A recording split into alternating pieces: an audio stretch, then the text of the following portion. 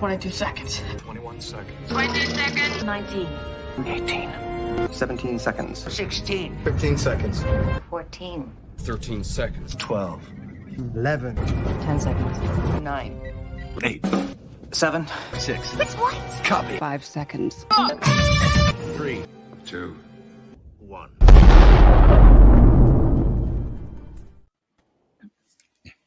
Welcome to Subspace Chatter, where we boldly go into discussing Star Trek. Joining us today is Nicholas Meyer, a screenwriter, director, and author.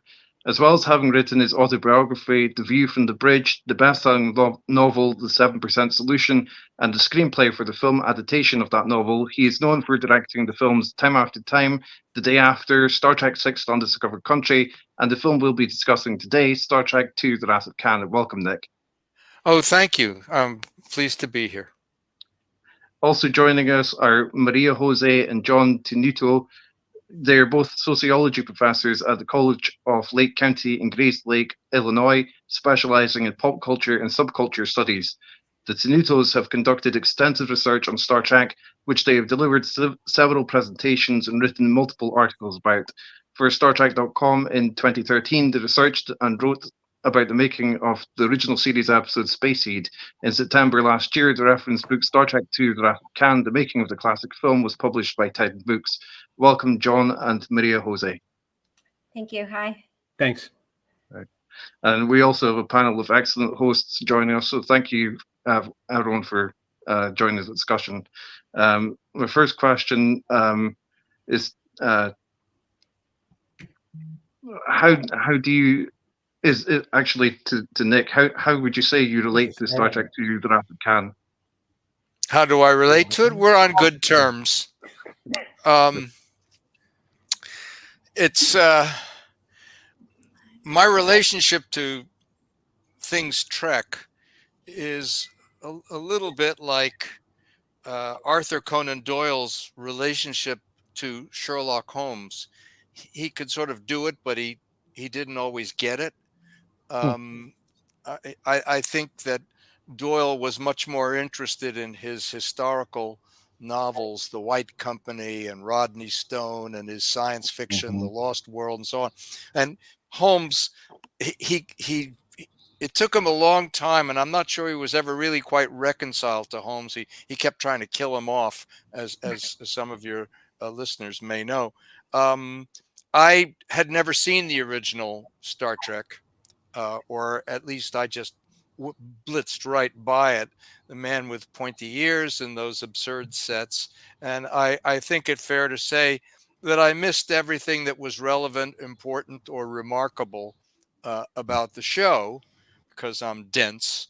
And so it wasn't until many years later that I sort of fell into working on the film that became The Wrath of Khan. That wasn't even my title. My title was The Undiscovered Country, being as it was about death. But it's taken me many, many years to sort of make my peace with things Trek. I didn't really understand it for a long time. I found my way into it via Captain Horatio Hornblower.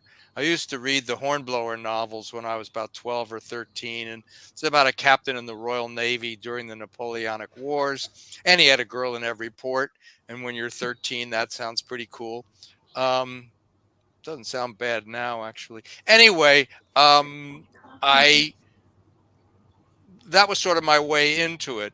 But it's taken me, I think, 40 or 50 years, whatever it's been, to kind of come to terms and make my peace with what Star Trek keeps trying to do, which is to show us the possibilities and to show us the idea that people of goodwill could work together to achieve a common goal of survival, of whatever you want to call it. So I don't know if it's possible, but it's, a man's reach should exceed his grasp, or what's a heaven for? I think I got it right way Yeah, around. yeah, you're right. You're right. That's yeah. Sounds about right. Do we want to ask the same question to Mary Jo and John? Yeah, sure. How would you respond? What's your relationship to Star Trek 2? Well, I love it. It's a very personal film because it was I saw it with my father. It was something that my dad and I had in common. My dad grew up with Buck Rogers. He was born in the 1920s, my father. He grew up with Buck Rogers and that type of thing, Saturday morning serial kind of science fiction. I didn't gamble. My dad liked to go to Las Vegas. I can't imagine going there myself. My dad likes sports. By looking at me, you can tell I don't like sports. And so it was something that my dad and I shared in common with each other. And so it was a film about fathers and sons, and it was just a great experience to see it for the very first time. I saw it at the Esquire Theater, and I was going that summer away for the whole summer. So it was sort of my last hurrah with my dad that summer, and it was a film that really had a great effect on me that way, in that sort of fatherly way. And then as I came to watch it over and over and over again, came to appreciate it in different ways throughout the years. It's a good science fiction. You can watch it as a kid, and it's one thing, and you can watch it when you're an adult or read it when you're an adult, and it's something else. And so that's sort of my association with it. And over time, I think for both of us, we've come to really appreciate the people who worked on the film, the behind the scenes artists, stunt work, design work, music, obviously writing, directing, all the people who worked on it with such tremendous limitations of time and budget and technology, really, at the time, to create something that's been so meaningful. So it's such a great thing to study. I came into Star Trek through John. He has a specific order in which to show films. And so I saw 4 first, and of course fell in love with it. Then we saw 2, 6, and then from there, we've seen everything. But really it was I was writing my graduate paper when he was catching up on Deep Space Nine, and I would hear things like paw wraiths and these terms. I had no idea what they were. And I'd poke my head out and I'd catch little bits, and I was like, what is this? And so I started watching it, and I was hooked right away. Great. That's awesome. So, John, you broke up the trilogy. Gee whiz. Well, I think 4 is a great. I mean, 4 is a wonderful film. Period. I mean, I think that you can take the name Star Trek off of that film, and that's why it did so well, right? Because it was just a good, nice. It was a nice movie that your grandmother could go see with you, or your grandfather, and families could go see. And there was a lot of that sort of out of time and place going on in the zeitgeist of popular culture. Then there were a lot of body swapping movies, that kind of thing. And this was something different because it wasn't following that same track, but it still was sort of a fish out of water story, literally a fish out of water story. A mammal out of water, anyway. I think it's a great film to start if you're going to introduce a friend to it. It's a great film to start it off with, because you don't really need to know the backstory too much, really. I mean, it helps to know the backstory, but it stands alone. Yeah. It was the highest grossing of the original films too, wasn't it? If I recall, I think it was grossing, or at least the highest rated. I think one might have been higher grossing, but it was not as profitable, of course, because one cost so much money. But you might be right too. It was like the number 8 film or something like that that year. It was huge. It was a huge film. Yeah. So, in Star Trek 2, you mentioned the writing and the directing. I hear the writer and director of that film was decent. Star Trek 2, I hear he did a good job. Is it my turn to ask a question, Dan? We're gonna go in order. Okay. Nick, I have a question for you. that is not actually my question. This actually comes from my co-host on the Gospel According to Star Trek podcast, Mike Poteet. His burning question, like this was the thing that came right out of his mouth, like if he had one thing to ask you. The insert shot of Spock's hand on McCoy's face when he says "remember," he has a few questions about that. One is that Leonard's hand? Two, when and why was that insert done? And three, why did you choose to use that insert for that moment instead of the master shot we see in Star Trek 3? Wow. I know. I feel like I'm in the isolation booth with the sweat pouring off. I'll take the last part first. I don't remember whose hand it was. Number one. Number two, in order to really answer this question properly, one has to go into what was happening as we were finishing the movie. And as we were finishing the movie,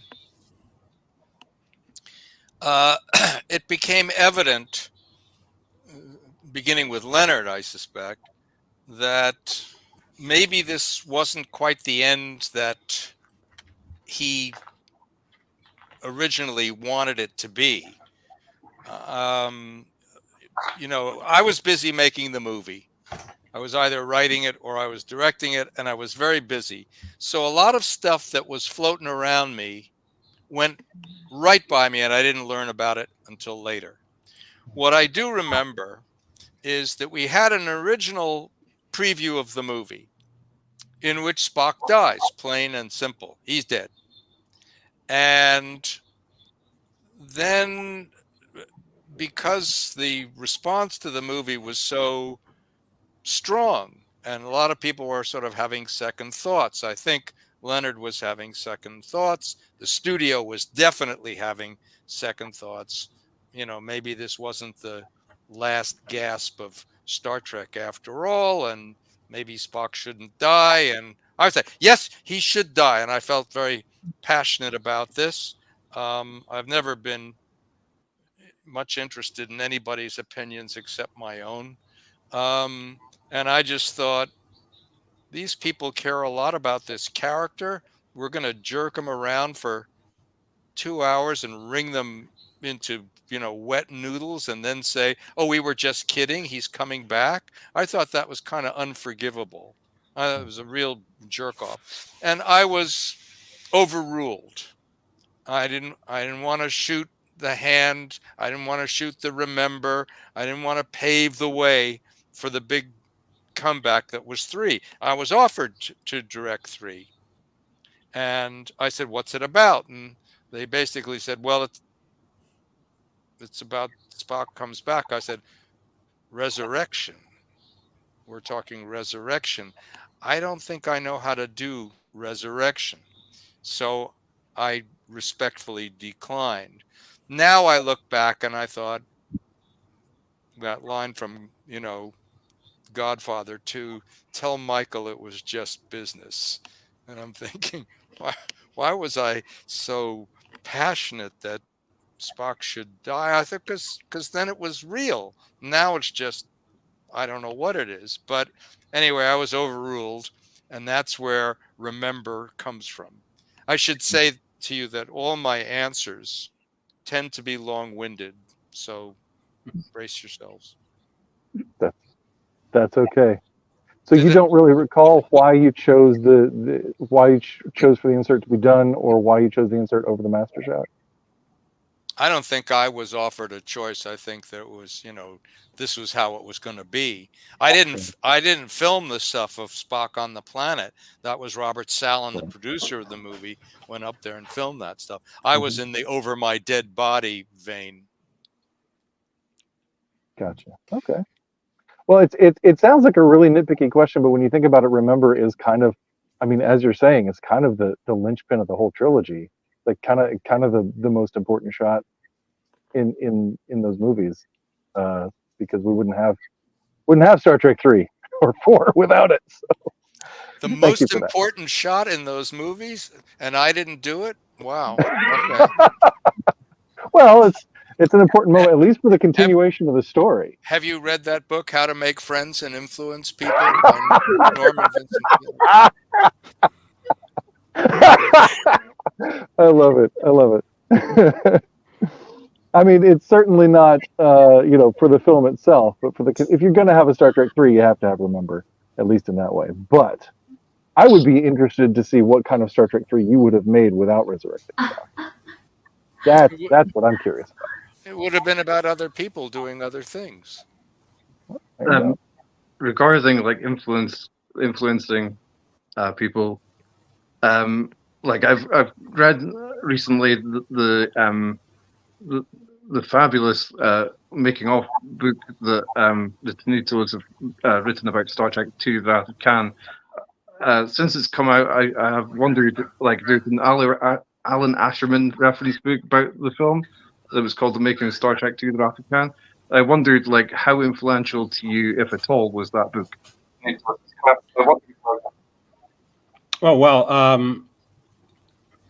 Greatly influential.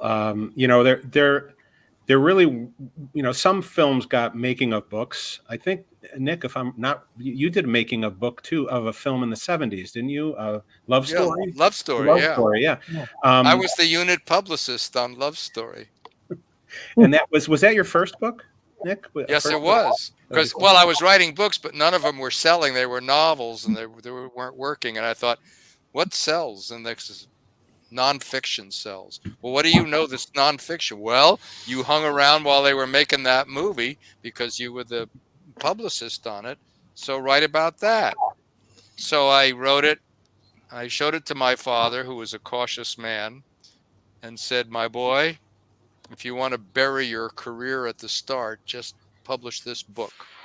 And anyway, I needed the money, so which is the only reason to write that I could figure out. What is it, Dr. Johnson said that a man is a blockhead who writes for any reason other than money. Certified blockhead right here. Well, the 7% solution seemed to do really well. Yes, it did. And my sixth Holmes novel is coming out in August, called Sherlock Holmes and the Telegram from Hell. Out end of August. That's a great title. It's a real telegram. Marcelo, do you have a question? Yeah, thanks, Dan. But Nick, as a writer, I'm interested to hear about your process. Like, in specifically, how do you structure your action blocks? Do you like break them up into little chunks, or do you like make them into big blocks? Okay, this is the Mozart Beethoven speech. Okay. There are two basic creative methods in my experience, and we'll call it the Mozart method and the Beethoven method. Mozart did it all in his head. He created while he was shooting pool. Apparently he was a good pool player, and he also said that for him, making music was more or less like peeing. It was a natural phenomenon, and it just, and when you look at Mozart manuscripts, there are very few corrections. Very few. He's kind of like copying it out of his head. This was also true, by the way, of Arthur Conan Doyle. If you look at Sherlock Holmes manuscripts or some of his other, there are very few corrections. It just comes out. With Beethoven, you can see what he had to go through, because it was all externalized, and he had these conversation books, these sketch books, and they're published. You can read them, and they look insane. They look like a demented chicken crossing the road, and everything was trial and error and experimentation. So for me, My father was a writer, and I would see his pages and pages of notes and marginalia and underlining books and stuff, and I was more or less doing it in my head, and then thinking that I'm doing it wrong. And what I've learned is there isn't one right way to write any more than there is to how people fall asleep. Some people on their face, their side, they wear sleep masks, they whatever gets you through the night, as it were.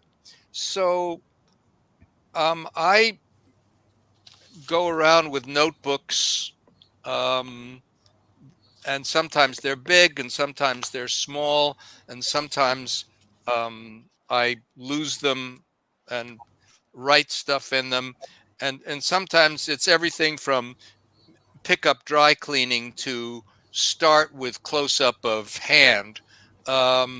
It just, and when I kind of play the movie in my head if I'm doing an action sequence. And the same thing, by the way, if I'm doing an action sequence in a book, in one of my books, I imagine it as if I'm watching it. What do I see? What do I want to see next? What leads to this? And sometimes, and I think a lot of writers who worked with Hitchcock complained about Hitchcock saying things like, wouldn't it be cool if? And then the poor writer has to find a way to figure out why that cool idea or how that cool idea could be logically integrated into a place where perhaps logically it doesn't belong. So, and when I'm directing, it's the process becomes completely externalized because you work with a storyboard artist and you say, this is what I want to see, or you try writing it, drawing it yourself, which I wouldn't show to a living soul out of kindness. Little thumbnail sketches, but you sort of mentally pretend that you're at the movies, and so most of it goes on in my head, and then I make notes on that notebook thing, which of course I've just lost it all over again. I don't know what I do with it. I'm always losing these things in taxis and subways, and reward offered, and I've lost one this week, and it's making me crazy. Anyway, that's sort of, I guess it's a non-answer, but I kind of mingle the two things where you get it in your head. This is what I want to see. This is what I need to see. This is what will be good to see, cool, whatever. Has anybody here read Edgar Allan Poe's essay, The Philosophy of Composition? Anybody read that? Aha. Long time ago. Okay, well, you don't have to clean the erasers, but everybody else. Edgar Allan Poe says, people ask me how I create. So I'm going to explain how I created my most famous poem, The Raven. And Poe insists that this is nothing but logic, pure logic, nothing else. Number one, first decision, I wanted to write a poem. First decision. Second decision was, how long should the poem be? He says, I believe that poetry, that a work of art, to be appreciable, you should be able to get it at a single sitting. He faults Milton's Paradise Lost because you can't get it in one sitting. But he said, that's why I've only written short stories and poems. I've never written long things. So I decided I wanted to write a poem that's 100 lines long. Next, Raven is 108, by the way, so he came close. I wanted to write about something beautiful because I believe that the proper province of poetry is the contemplation of the beautiful. Everything else is prose. So I had a 100-line poem about something beautiful. Next, what is the greatest kind of beauty? Sad beauty. What is the saddest beauty I could imagine? Death. Whose death is the saddest I could imagine? The death of a maiden. I now had a 100-line poem about the death of a maiden. At this point, I decided I wanted to have a refrain, a chorus, maybe a sentence, maybe a word. And I quickly fell on the word nevermore as a pretty sad single word. Nevermore is an answer. So somebody's asking questions. Who should that be? That's a no-brainer. The lover of the dead girl. So I now had a 100-line poem about the lover of the dead girl asking questions about and hearing this remorseless answer, nevermore. Doesn't sound quite human that it's unvaried. So I thought, who could be answering the question? And I thought maybe a parrot, but a parrot is a comical bird, so I didn't want that. And then I remembered that ravens could imitate human speech. So I changed it to a raven, and now you also begin to understand something of the psychology of the lover, who is deliberately framing questions, always to elicit the same perverse or perversely questioning the raven. Next, how do I put the lover and the raven together?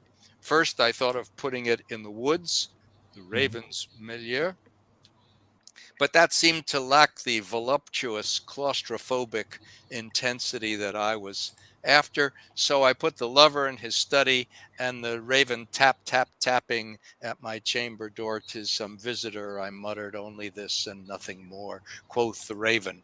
Nevermore. Now, there's 4 possibilities here, folks. 1, this is how Edgar Allan Poe wrote The Raven. 2, this is how Edgar Allan Poe thinks he wrote The Raven. 3, this is how Edgar Allan Poe wishes he'd written The Raven. And 4, this is how Poe would like you to think he wrote The Raven. So questions about the creative process. And remember, Plato didn't want writers in the Republic because we're liars. And if the creative process is truly as mysterious as I think it is, and I write something, I show it to my girlfriend, she goes, "How did you do this?" And I go, "I don't know." So you go into a kind of trance. Sophocles is told by the oracle at Delphi that he's the wisest man in Greece. And he thinks that can't be right. So he said, all I need to disprove the oracle at Delphi is to speak to somebody wiser than me. So he goes to all sections of Greek society and he talks to this and that. And he finally gets around to the poets. And I think he means artists in general. And he says, well, surely these men, and at that point it was pretty much just men, who have written and sculpted and painted so articulately about the human condition, will prove to be wiser than I am. And he said, imagine my surprise when I found that the poets were the stupidest people that I spoke to. They were like children. They made no sense. They were just childish, except when they did their art, when they did their poetry, at which point they appeared to go into a kind of trance, during which time they take dictation from God. And this they call inspiration. And then when it's over, they come back and they're assholes again. And so the creative process, I think, is a profound mystery. And some very great creators have been very shitty human beings. I'm the exception, of course. But you get the general, the gist. I can't remember your question, but this is my answer. No, but you know what? That was the best non-committal way to go about my question. That was absolutely wonderful. Do we have any time left for this interview? Yeah. I'm sorry, guys. I blew it. I'm sorry. Thank you for your question, Marcelo. Hi, Ray. Welcome to the podcast. You haven't been a host here before, but welcome. Do you have a question? Yeah, I do. Thank you, Dan. Nice to meet everybody. And Nick, may I say it's an honor and a privilege to meet you, having been a Trek fan as long as I have. Thank you. My question is, so Star Trek II is highly regarded as probably the best movie in the entire franchise. My mother And would I agree think with you you. earned the distinction for that. And it rebooted guys. And then you did Star Trek VI, which actually brought a close to the franchise. How do you feel, or would you have any thoughts about being on either side of that fence? I just feel somebody once recommended a general to Napoleon and said, "This guy's a really good general." And Napoleon said, "I know he's good, but is he lucky?" Mm. I've never forgotten this story because I consider that my life, at least, knock wood up to this point, has been a very fortunate one. I've been lucky. I don't know what luck is. I don't know how it works, but I do know that sometimes being in the right place at the right time, and I don't think I made a lot of conscious choices. I fell into the Star Trek thing. I fell into doing a movie about nuclear war the day after. Um, the Holmes thing was a conscious choice. That was love, and but who expected that to turn out to be as humongous as it did? So I feel fortunate that I was involved in Star Trek at all. At all. More remarkable when you realize that I didn't understand it, or originally didn't like it. And then to have been lucky enough to have either written or directed 2, 4, and 6. I didn't direct 4, as everybody knows. But just to have been involved with those things is an amazing luck. And I just am so profoundly grateful that I got to be part of this. And as I say, make my peace with it, which took a long time to understand what was special about it. I missed everything in the show. I said, this is an interracial, international cast of people. There's women in positions of power. There's minorities in position. That all blew right by me because I'm not the sharpest knife in the drawer. So, you said at the start of this discussion that you've made sort of peace with the Wrath of Khan. I noticed that I think it's in the audio commentary. You say that you thought it was a good decision to have David Marcus wear the sweatshirt around his neck, but I noticed also in the autobiography that you said you thought that was a mistake. I wondered how you feel about that nowadays.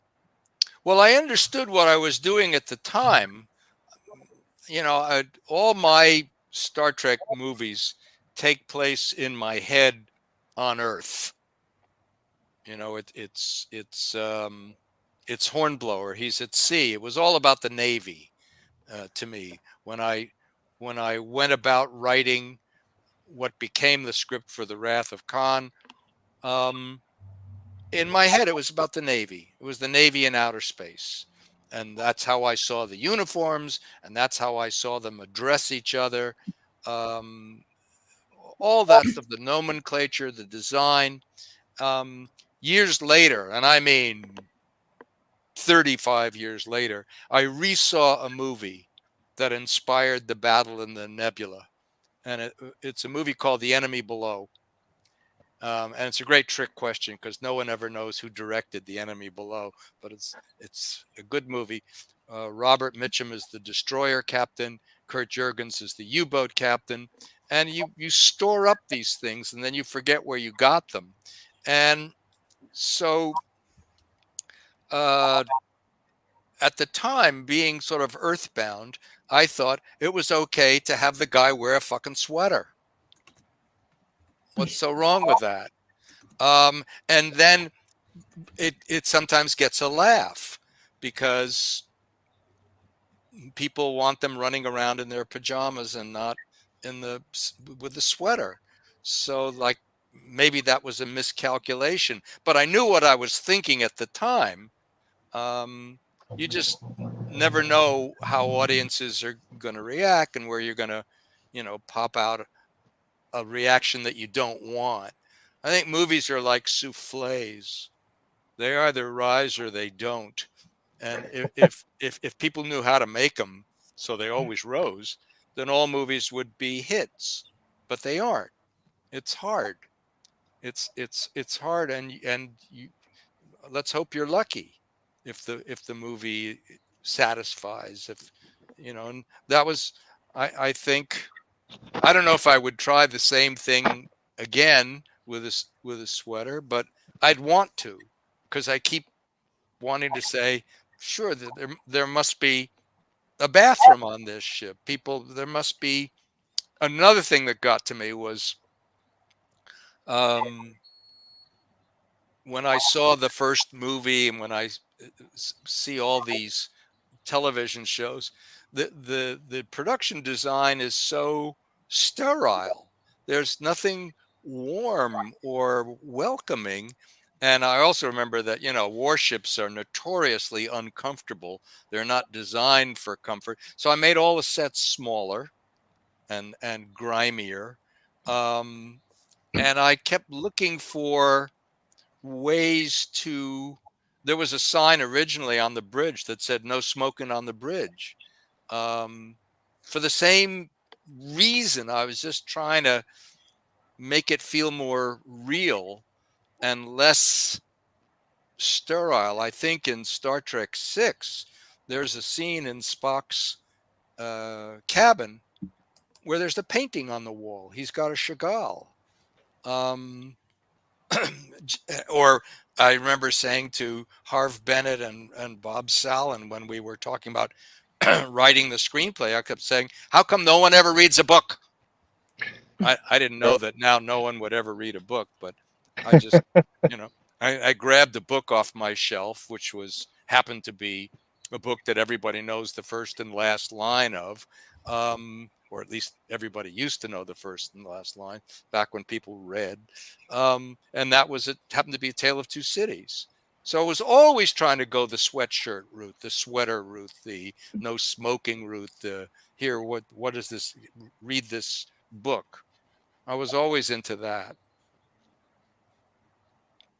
Yeah. Thank you for your answer. I highly recommend the book that Tonitos have written about the Wrath of Khan. I was wondering, what would you say is your favorite part of the film? What is my favorite part? No, the author's. Oh, the author. Sorry. Yeah. Well, I want to know what Nick's favorite part of them. Yeah.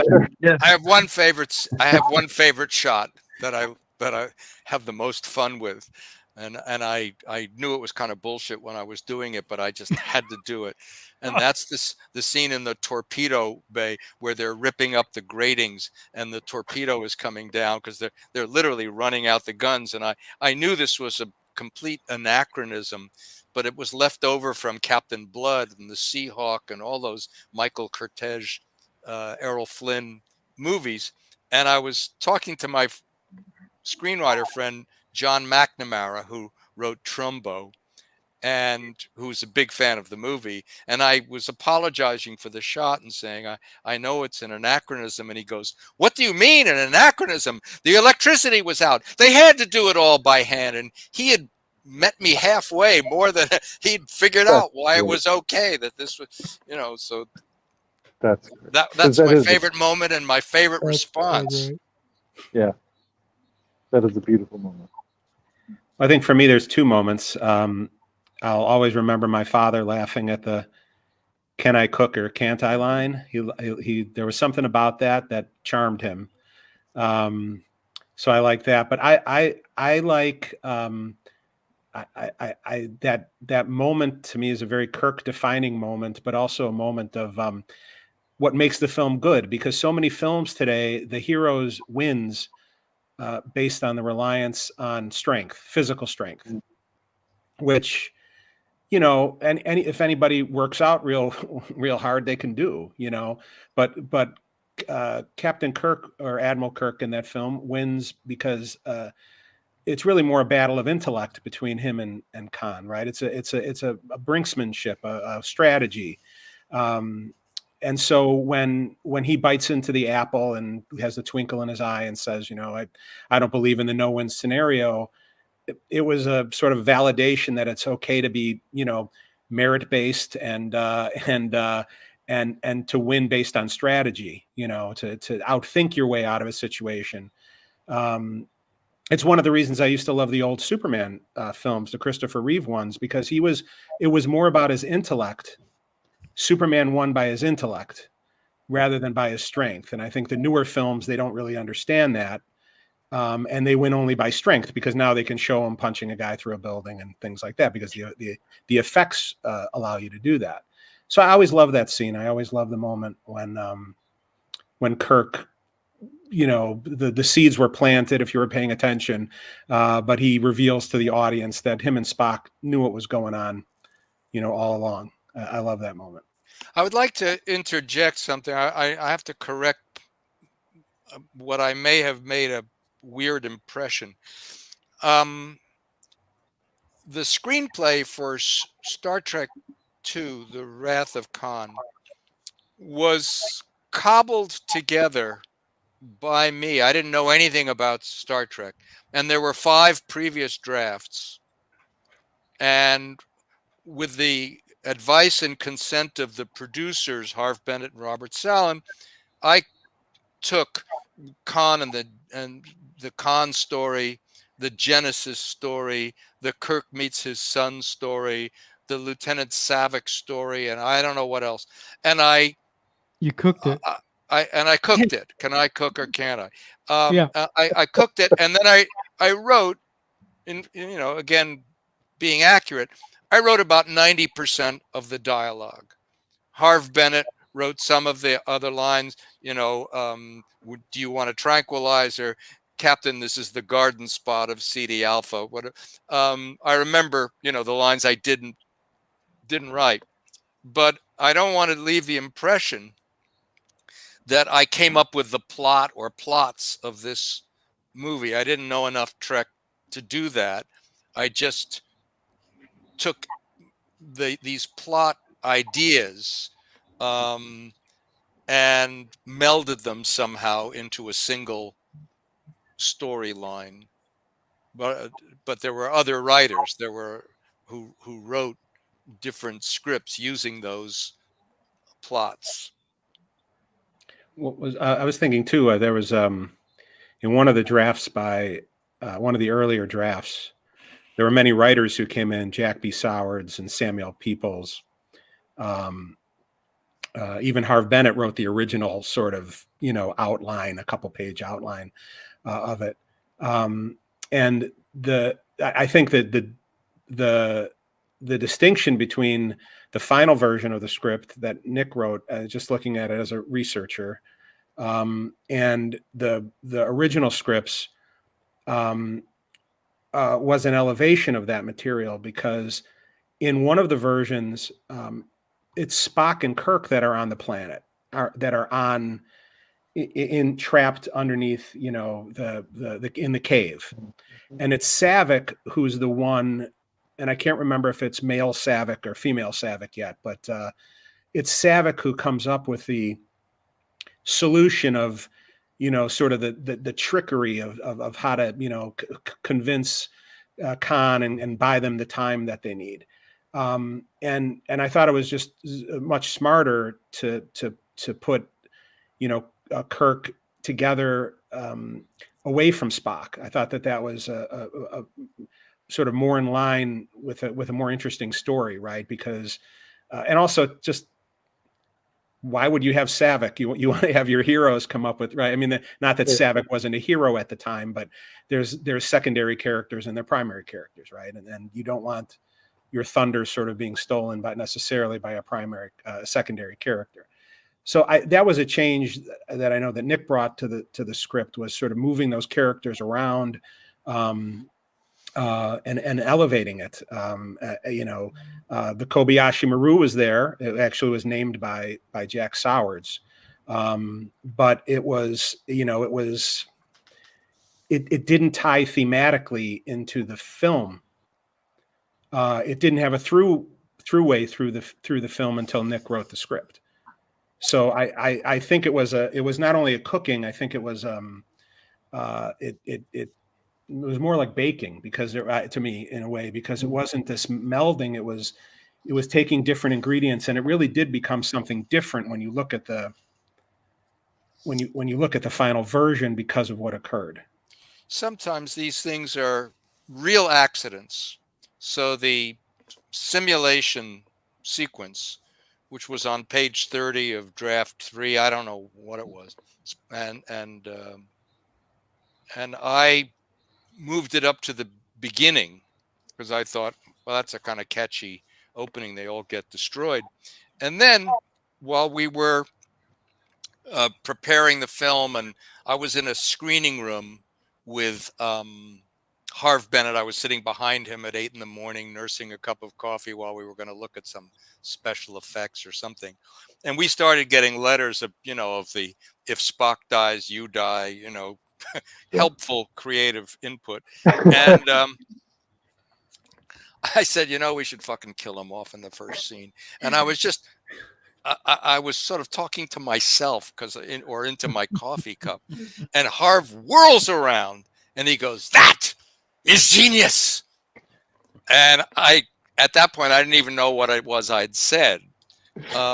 So these things, sometimes they're things that are accidental. Another example, by the way, of the sweater down to earth thing is, I said, the Enterprise, when the people are inside it, it has to make a noise.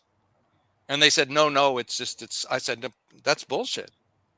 It has to have a hum, a something. And depending on how close or far away you are from the engines, I've actually been lucky enough to cross the Atlantic about 10 times in ocean liners. And if you're in cabin class on the Queen Mary, I can tell you, you're right above the screws. And I said, I wanted to have a noise. And we were sitting in a screening room looking at I don't know what. And I was listening to the air conditioning duct. And I said, that's what I want. And so that's why the Enterprise, in my movies anyway, has a noise. I tried it outside because there's not supposed to be any noise in space. But when we took away the noise outside, they looked like models. You had to have the noise, otherwise didn't play real.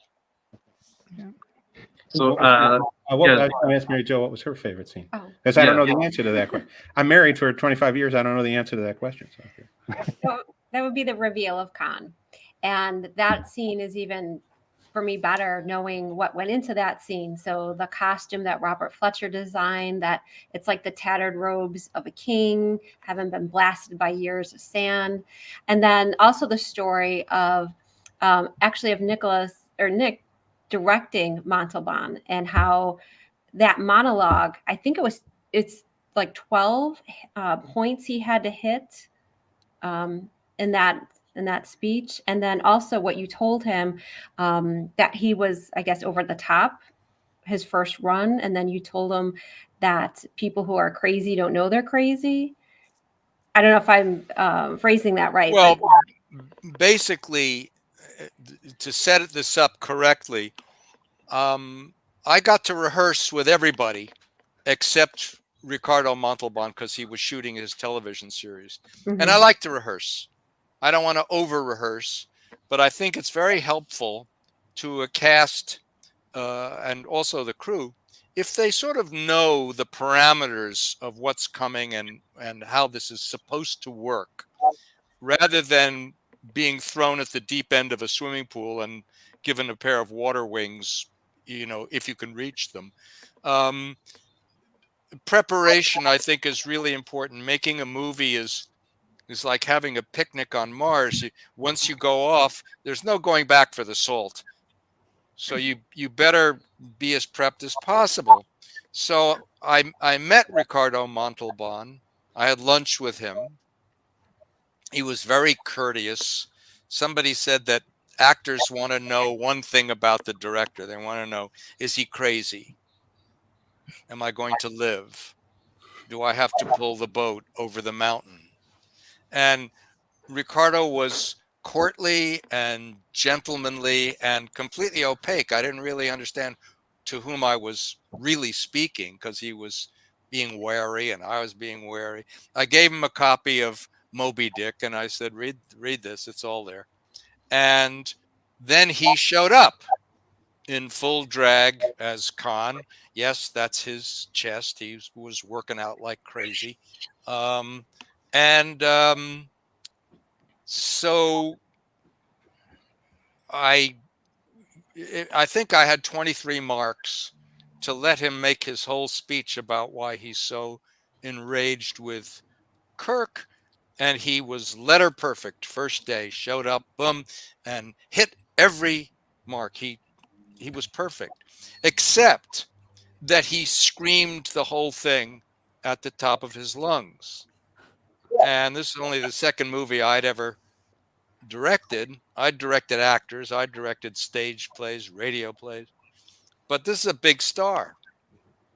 And I didn't, and he was bigger than me. His chest was bigger than me. And for all I knew, if I tried to tell him something, he was going to lay me out. So I said, Mr. Montalban, he's Ricardo. I said, okay, let's let the crew do their lighting now that we've blocked the scene, and we can talk a little bit about interpretation.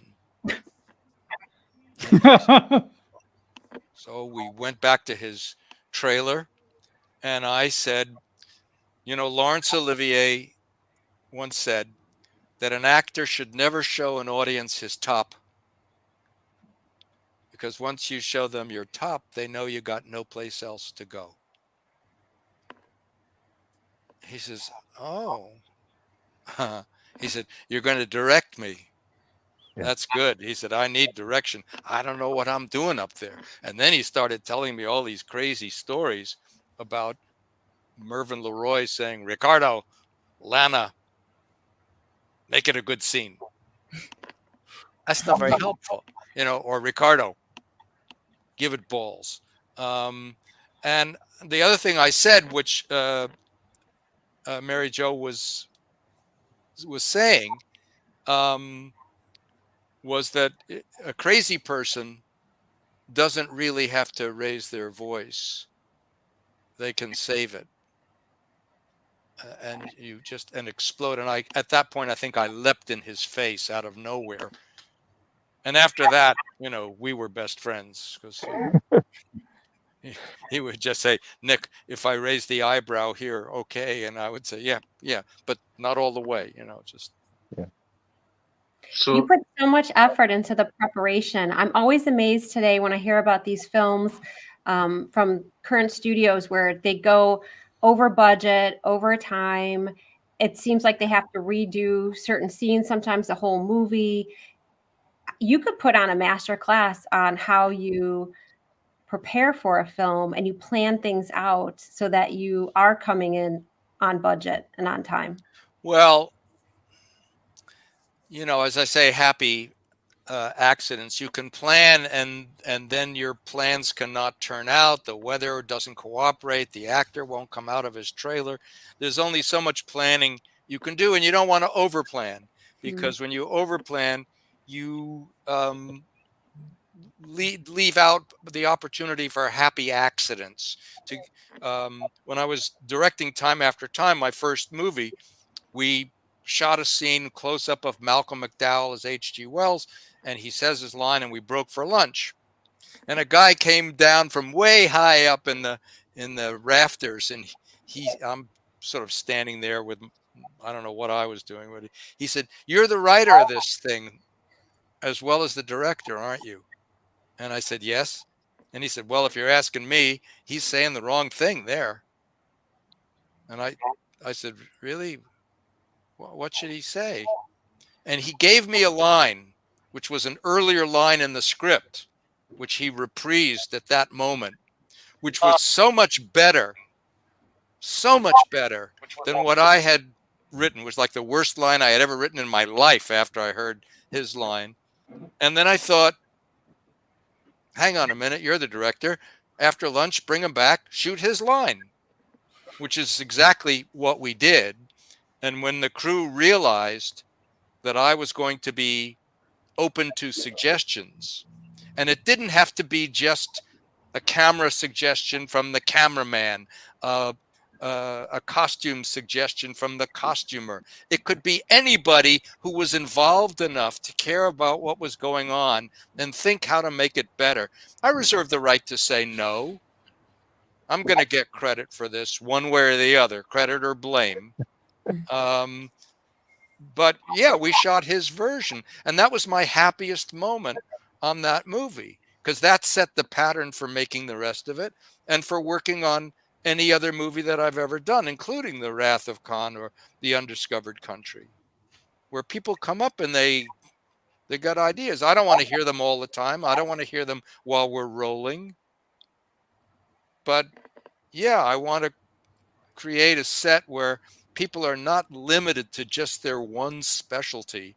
You know, you look at dailies, as we used to do, and you turn to the costume lady and say, what'd you think of the scene? And she says, well, the seams were all straight. And I'm saying, well, but that wasn't the question.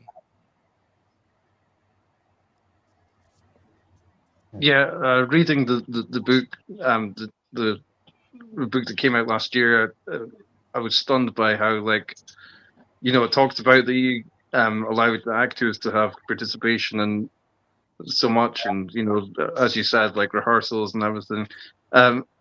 Eve, you have a question? Yeah, and it actually goes into like directing the actor specifically, because Wrath of Khan, I know Kirk and Khan are not actually on set together at the same time because of the filming schedules for TJ Hooker and Fantasy Island. So how difficult was that to do, to get the performances where, you know, because I mean, the whole crux of that movie comes down to Kirk versus Khan. How difficult was that when the two actors had to shoot the scenes like separately from each other? I don't think it was difficult. I think actors' job is to make you believe, and make you believe what they believe. That's what they're paid for. And if it's movies, it's going to be shot out of sequence. There's another, you know, example of, you know, you're playing somebody's death scene and you haven't even had your moment of whatever that happened before it or stuff, and or you have to pretend, you know, on a soundstage someplace that you're on a foreign planet and whatever. You have to be good at make believe. Sometimes I think actors should be called pretenders, and because if you pretend really well, we praise you, because we believe, when we believe that you believe, you made us believe. So that's good pretending. Ray had a question, I believe, in the corner there. I don't think he heard you. I don't know. Yeah, I did, and it wasn't so much a question, but getting back to what you said, Nick, about Mr. Montalban going over the top. I seem to recall an interview with Ricardo Montalban right after the premiere, and he had said that in the first look, in the first take of his script, he found himself being Mr. Rourke. And he had to go back and watch Spacey to get that vibrato of Khan back in sequence. I don't know if that's true or not, but I remember an interview where he said that. I have no way of knowing that's true. As I said, other, you know, people's creative processes, as we were talking about earlier, very mysterious. how people get to where they need to get. And even, as I say, you start making up stuff like Poe trying to explain how he wrote The Raven in a kind of pre-Johnny Carson chat show mode. You start telling anecdotes as if they were true. Gilbert said that he wrote the Mikado because there was a Japanese sword that was over his desk and it almost fell down and decapitated him, and that's how he got the idea for the Mikado. And it's a good story, and it may even be true. It just doesn't explain how he wrote the Mikado.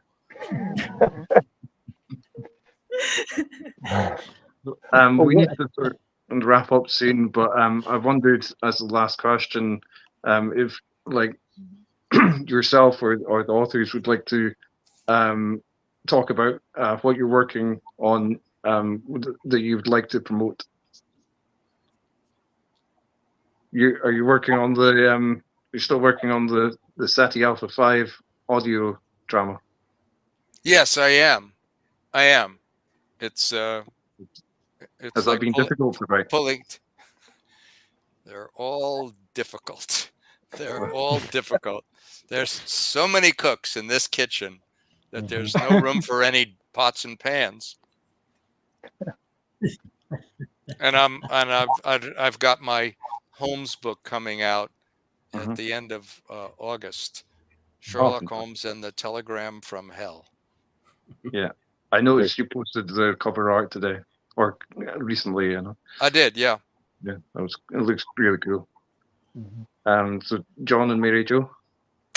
Well, we have a book coming out this June on the Star Wars radio dramas that tell both the story of the making of those really rather consequential radio dramas. Frank Mankiewicz claimed that they saved NPR, the result of those, to NPR's sort of bottom line audience and fundraising.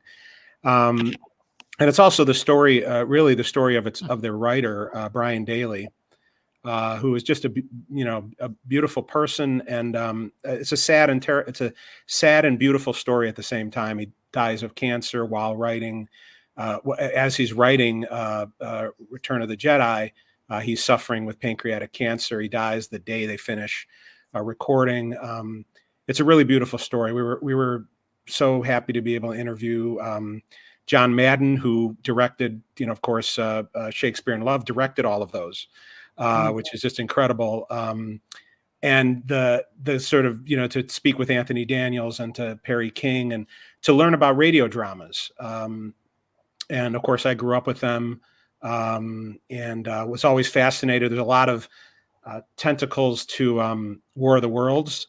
John Houseman is part of the reason that we have the Star Wars radio dramas. It's a really fascinating story. And so we're so thrilled that we got a chance to tell it and got permission to tell it. So we're really looking forward to sharing that. And another plug for, by the way, a Nick Meyer written is a TV movie was The Night That Panicked America, which is on DVD. And I don't know if anybody ever saw that, but it's about the War of the Worlds and the sociological effect, I guess you could say, of it. But there's also a lot of good stuff in there about religion and race and so on. So that was always I didn't know when I was a kid watching that was the same writer. But so there's a lot of War of the Worlds in there too. So if people are fans of radio dramas or Star Wars, or just want a story of a very interesting man as a writer, we hope that people will like it. And it's called the Star Wars radio dramas. One thing I'd like to. Oh, sorry. Go ahead, Mary Jo. Sorry. No, I was going to say it's June 28th is when it comes out. One person that doesn't seem to get mentioned in these conversations is the editor of Star Trek II: The Wrath of Khan, who was a man named Bill Dornish. And I just want to plug that the movie would not hardly be as good except for this guy's exceptional and it was really, he was a funny guy, was a giggler, and he kept the messiest cutting room I've ever seen in my life, tearing film like nobody's was. And lots of times he didn't read the script. He would just look at your dailies and put them. He was inspired, that guy. He's not alive, and I wish he were, but I think that he sometimes gets left out of the conversation. Bill Dornish, William Dornish. He also edited The Day After, my television nuclear war movie. So I just wanted to give a shout out to him. We also have a really interesting comment since the sweater thing kept coming up. One of our people who was listening, who's a friend of mine, John Burns, he put that Captain Robert April also wore a sweater in Star Trek. Right. Oh, I better find out who that is. But thank you, friend, because now I feel less stupid. Well, thank you everyone for taking part in this interview. We hope you, our viewers, have enjoyed this video. Please remember to like and subscribe, and we'll see you next time on Subspace Chatter. Thank you later. Bye, everybody. Bye. Thank you.